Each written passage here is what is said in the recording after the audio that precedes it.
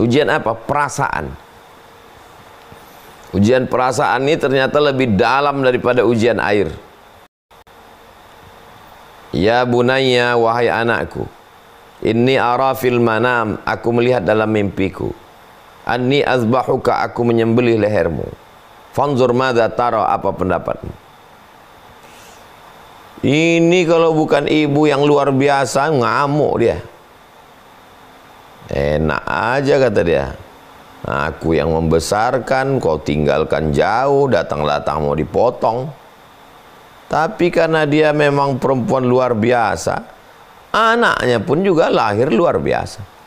Apa kata Ismail? Ya abati, wahai ayahku, if'al ma tu'mar. Laksanakan perintah Allah, satajiduni insyaallah minas sabirin. Insyaallah aku termasuk orang yang sabar. Didikan siapa itu? Didikan Hajar. Didikan seorang al-madrasatul ula, sekolah pertama.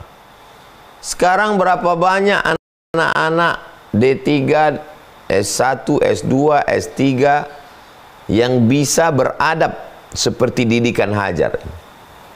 Daftarkan anak Anda ke Sekolah Plus, akan dapat beasiswa dari luar negeri. Ya, tapi apakah dijamin beradab? Belum ada jaminan sekolah yang membuat anak beradab. Sekolah yang menjamin beradab, nama sekolahnya Hajar.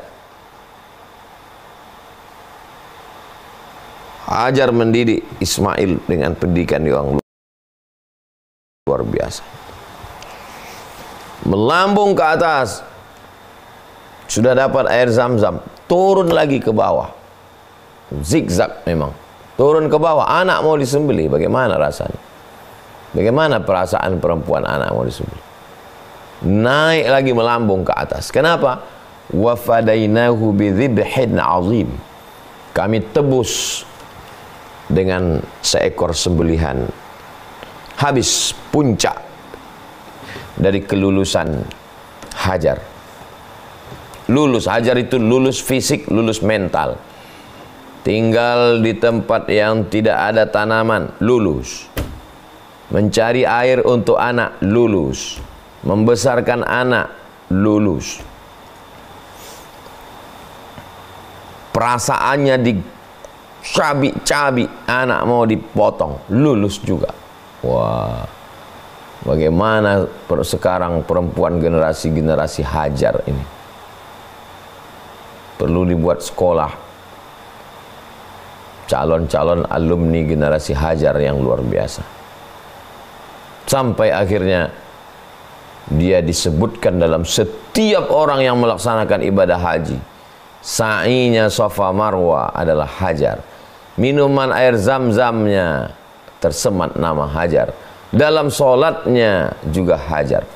Tapi predikat itu, setiap muslim di atas dunia ini tidak lepas daripada Hajar.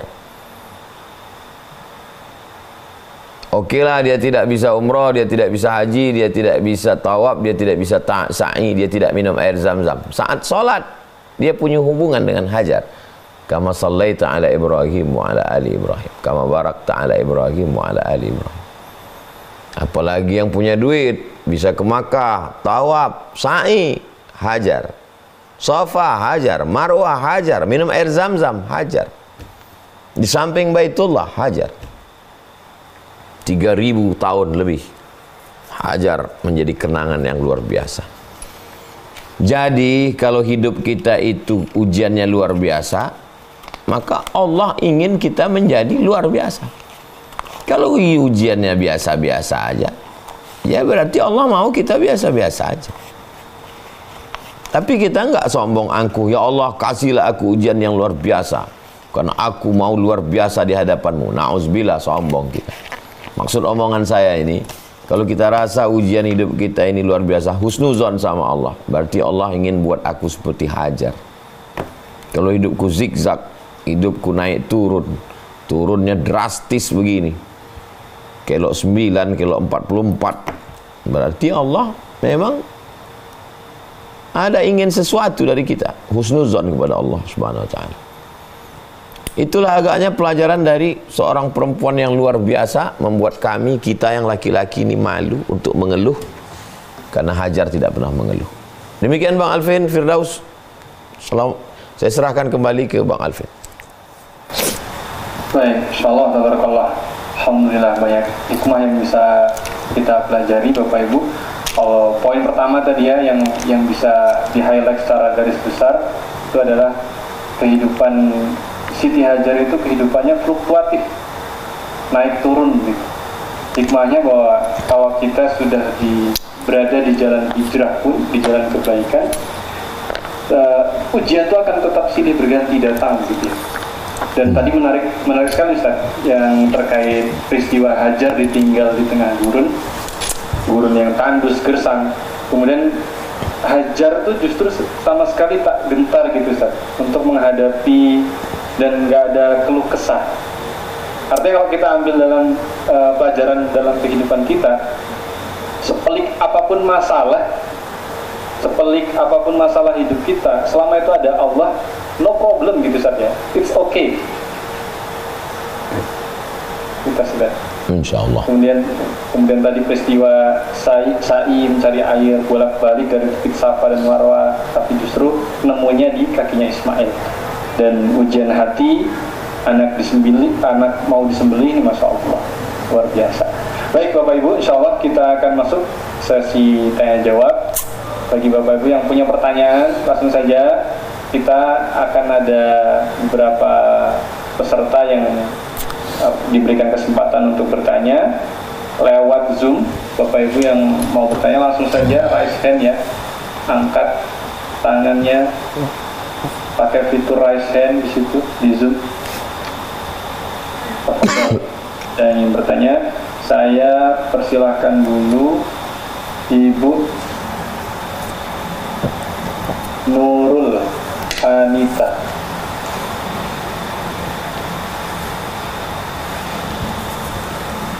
Assalamualaikum. Waalaikumsalam warahmatullahi wabarakatuh. Langsung saja Ustaz, mohon maaf mungkin ini pertanyaannya di luar tema malam hari ini. Yang saya ingin tanyakan adalah sebenarnya di dalam Islam itu apakah ada tunangan Ustaz? Tunangan itu diperbolehkan atau tidak? Lalu apa bedanya tunangan dengan lamaran? Begitu. Karena qadarullah saya tidak ingin pacaran Ustaz.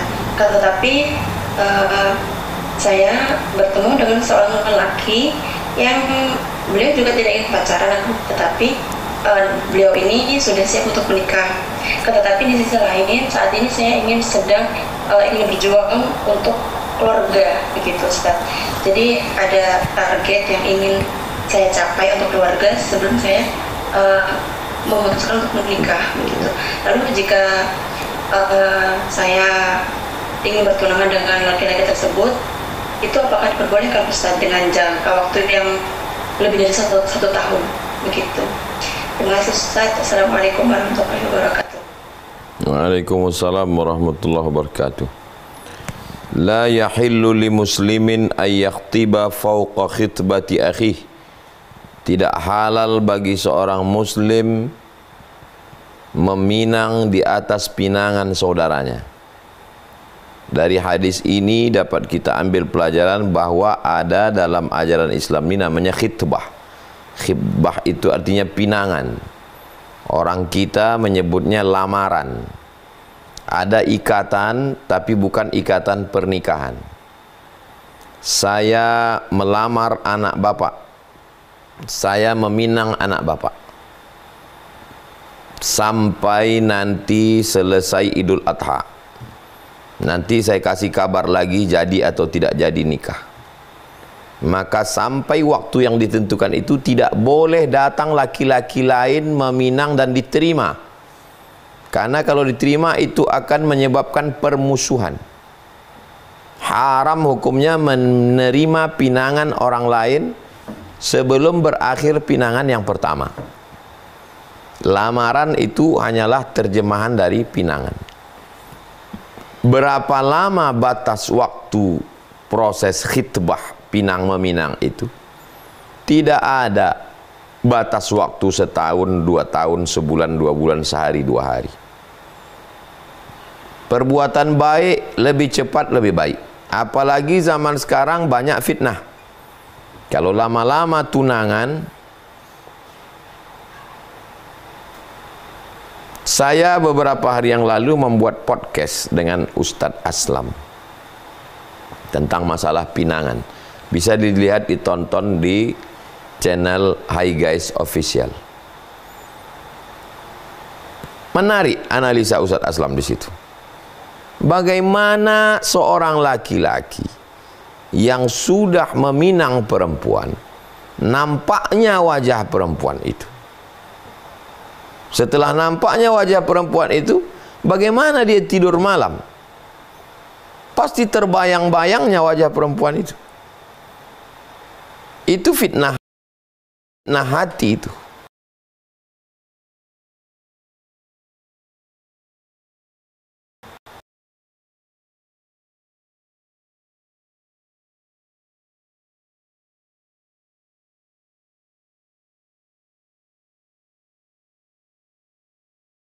Selasa malam Rabu ini, malam Rabu depan nikah.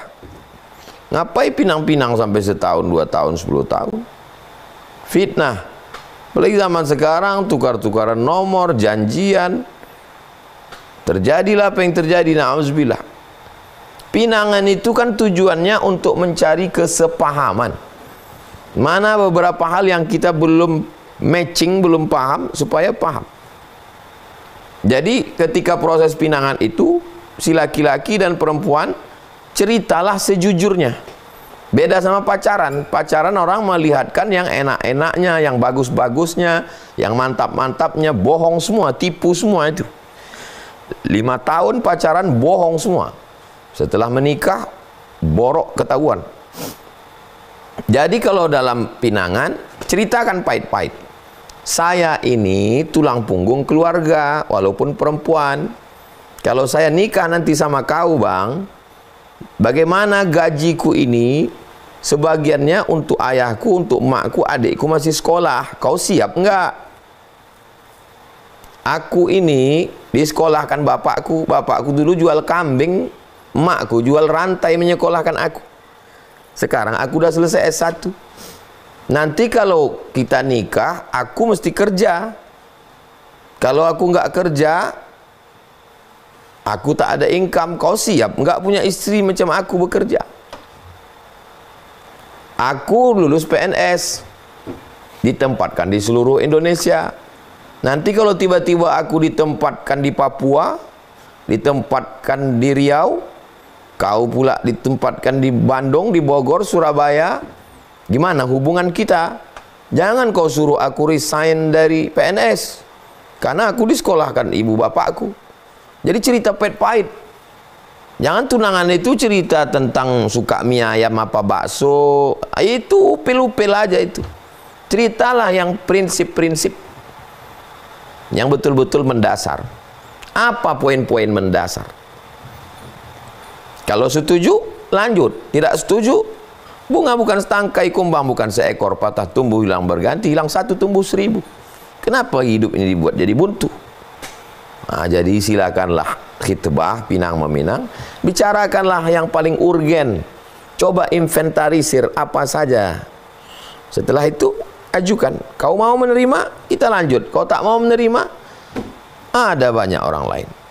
Demikian, wallahu a'lam bishawab. Baik, Masya Allah. Mudah-mudahan jawaban Ustaz menjawab ya, Ibu Nurul. Kita lanjut. Berikutnya Ibu Eka Sartika.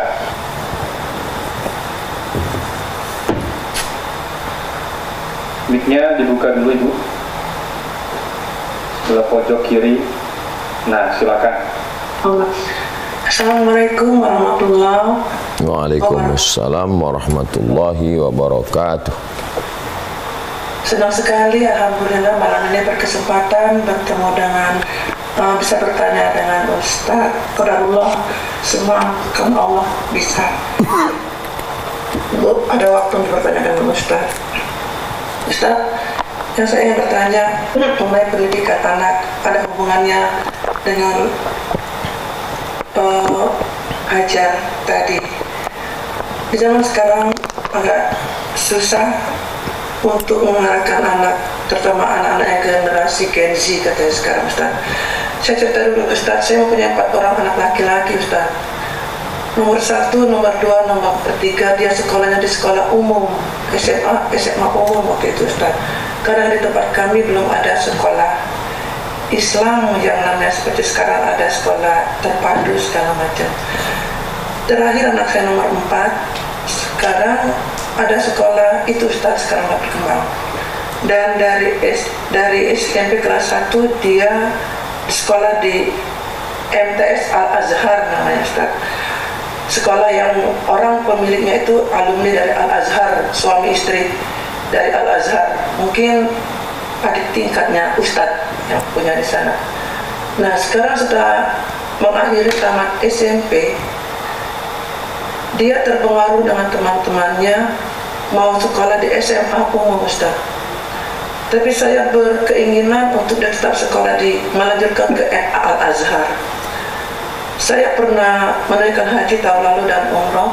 Saya sudah wakafkan anak saya ini untuk belajar ilmu Al-Quran, menjadi hafiz Quran, Ustaz.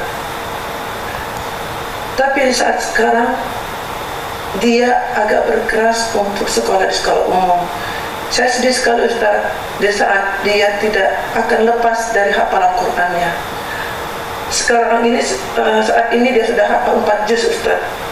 Dengan SMP, dengan setara SMP, anak saya sudah hafal 4 juz. Sementara kalau teman-teman di sekolah umum, karena saya juga guru SMP, Ustaz, ya, saya sering tanya, anak-anak itu belum hafal 1 juz pun, Pak. Jadi dengan waktu yang sama, anak sekolah di sekolah umum dengan sekolah di Al-Azhar punya kemampuan yang berbeda. Nah, sekarang Ustaz, saya mau tanya, benarkah sikap saya sekarang, Ustaz? Akhirnya saya suruh anak saya tetap ikut tes di SMA umum, tapi saya selalu berdoa agar dia tidak lulus tes di sana, Ustaz. Dan pengumumannya tanggal 31 Mei nanti. Akhirnya kami buat perjanjian, Ustaz, dengan anak saya. Kalau dia lulus, saya harus mengikhlaskan dia di sekolah umum. Kalau dia tidak lulus, dia harus ikhlas sekolah di MA Al-Azhar. Bagaimana sikap saya, Ustaz? Karena saya ingin bercita-cita dia jadi seperti Ustaz, menghafal Al-Quran, menjadi ilmuwan Al-Quran yang kelak bisa menyematkan mahkota kepada saat kami keluarga, dan juga bisa menarik 10 orang keluarganya masuk dalam surga. Itu saran pandang saya dengan Ustaz. Bagaimana, Ustaz, dengan sikap saya, dan apa saran-saran Ustaz terhadap pola pendidikan anak zaman sekarang, Ustaz? Terima kasih atas waktunya. Wassalamualaikum warahmatullahi wabarakatuh. Waalaikumsalam warahmatullahi wabarakatuh. Ada seorang guru besar hadis di Riyadh, Saudi Arabia. Namanya Profesor Dr. Syekh Muhammad Mustafa Al-A'zami. Dia punya murid orang Indonesia namanya Profesor Dr. Syekh Ali Mustafa Yaqub, imam besar Masjid Istiqlal, sudah meninggal, Allah maghfir lahu warhamhu. Nah, Profesor Dr. Syekh Muhammad Mustafa Al-A'zami ini anaknya sekolah di Amerika, jurusan programmer komputer, jadi programmer. Jadi menolong agama ini tidak mesti dengan ustadz. Menolong agama ini bisa dengan jurusan apapun. Sekolah nuklir bisa menolong agama ini. Jadi jenderal tentara bisa menolong agama ini. Makanya saya, kalau ada orang tua yang bertanya, Ustadz, bagaimana cara mengirim anak ke Mesir? Saya tanya, yang mau ke Mesir ini siapa? Saya, Pak Ustadz. Bapak aja yang berangkat ke Mesir. Karena anaknya nggak mau. Anak yang tidak mau ke Mesir dipaksa juga ke Mesir. Sampai di Mesir dia jadi penyanyi, dia buat grup band. Dia nggak akan talaki karena nggak ada jiwa dia ke situ. Terus Ustadz ke Mesir, saya minta. Saya kelas 3 SMP datang menemui imam besar Masjid Raya Medan, namanya Syekh Jalaluddin Abdul Muttalib, Simpang Limun rumahnya. Saya datang ke rumahnya habis sholat subuh. Syekh, aku mau ke Arab. Nggak tahu saya Mesir, pokoknya Arab. Kelas 3 SMP. Tanya, kau kelas berapa sekarang? Kelas 3 SMP. Tamatkan dulu sekolah kau, SMA baru datang kemari. Jadi memang saya yang mau. Jadi untuk pendidikan anak ini kita bekali saja dia pendidikan agama. Ngaji, Quran, akidah, fikih, hadis. Saya untuk jamaah, untuk anak, untuk keponakan, memang yang 4 ini wajib agama. TK, SD, SMP, SMA. Sampai SMA ini memang wajib agama. Karena ini fondasi dasar. Tapi nanti kalau udah S1 terserah dia mau kemana. Saya tidak akan paksa Mizyan Hazik Abdillah mesti ke Mesir macam saya. Tapi dia wajib mondok. Kalau nanti tamat pondok dia bilang saya mau ambil fakultas hukum, silakan. Dengan dihukum itulah nanti dia bisa menolong saudara kita yang teraniaya, tanahnya diambil perusahaan. TKI kita yang bekerja haknya diambil, orang susah yang tak bisa punya pengacara. Jadi menolong agama ini bisa dengan apapun. Ini tentang saya mau kita luruskan dulu pemahaman kita bahwa menolong agama ini bukan cuman ustadz. Menolong agama ini dengan apapun jabatan. Babinsa, Babin Kamtib, Mas Kepala Dinas, Kepala Badan, Kepala Kantor, Bupati, ASN, BUMN, pegawai bisa menolong agama Allah ini dengan kekuasaan. Nah, tapi orang-orang yang bisa menolong agama Allah ini tentunya dengan basic pendidikan yang paham agama. Ini poin yang pertama. Poin yang kedua, orang tua bisa memaksa anak. Aku sekolahkan kau, kau ikut cakapku. Kalau kau tak ikut cakapku, pergi kau dari rumah ni, kau cari makan sendiri, kau cari duit sendiri. Bisa orang tua melakukan itu. Anak itu tergantung orang tua. Ma min mauludin illa yuladu 'alal fitrah. Setiap anak itu fitrah suci bersih. Fa abawahu, kedua orang tuanya, yuhawidanihi, buatnya jadi Yahudi, au yunassiranihi, buatnya jadi Nasrani, au yumajjisanihi, buatnya jadi Majusi. Pandai-pandai ibu lah. Ibu seorang pendidik, ibu sudah punya anak 4. Ibu didiklah dengan sebaik-baiknya.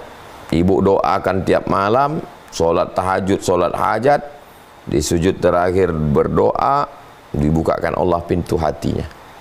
Mudah-mudahan dijaga Allah dia, jadi apapun dia nanti, insya Allah dia akan menolong agama ini, insya Allah. Demikian Ibu Eka Sartika. Wallahu a'lam bishawab.